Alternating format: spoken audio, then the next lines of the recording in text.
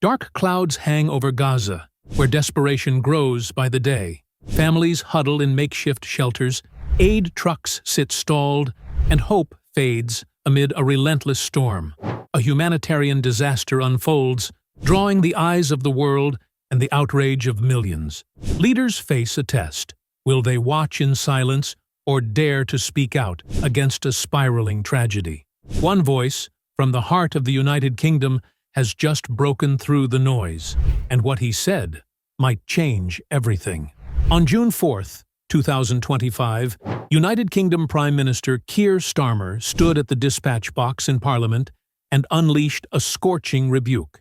He called Israel's actions in Gaza appalling, counterproductive, and intolerable, a stunning moment that sent shockwaves across the globe. Starmer, horrified by the deepening crisis, didn't hold back, condemning Israel's expanded military operations and the chokehold on humanitarian aid.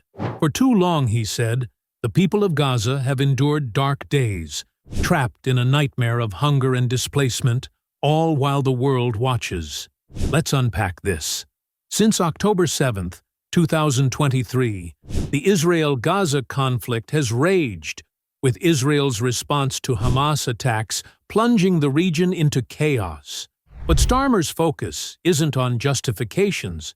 It's on the human cost. He decried the blockade that's left civilians starving, with aid trickling in at a snail's pace. Reports paint a grim picture. Tens of thousands displaced in weeks, charity kitchens overwhelmed, and families scrounging for scraps. The United Nations has sounded the alarm, warning of a catastrophe if help doesn't reach those in need fast. Starmer's words cut deeper when you consider Israel's Prime Minister Benjamin Netanyahu. While Starmer demands an immediate ceasefire to save lives and free hostages, Netanyahu doubles down, pushing for total control and dismissing calls to ease the blockade.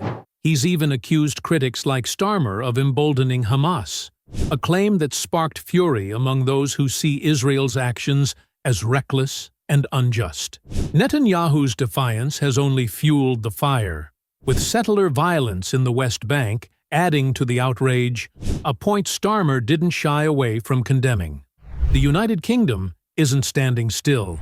Starmer's government has already suspended trade talks with Israel, a bold move signaling frustration.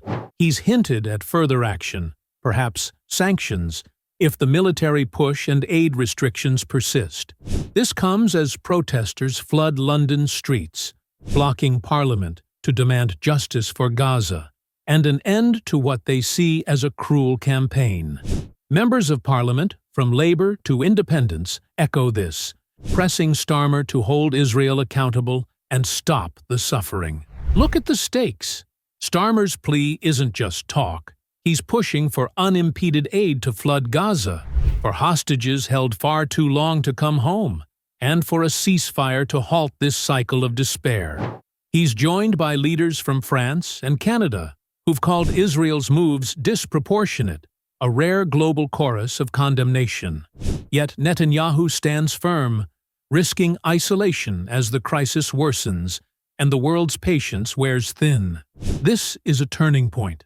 Starmer's stand marks a shift, a leader daring to call out what he sees as wrong, challenging a status quo that's left Gaza in ruins. The question now is whether words become action. Can the United Kingdom, alongside allies, force a change, or will Netanyahu's resolve deepen the tragedy? The people of Gaza can't wait much longer, and the pressure's mounting. So, what do you think? Is Starmer's outrage enough, or should he go further? Sanctions, trade cuts, or more? Drop your thoughts in the comments. This crisis demands attention, and your voice matters. Hit that like button, share this video, and let's keep the spotlight on Gaza. The world's watching. Let's make sure it acts.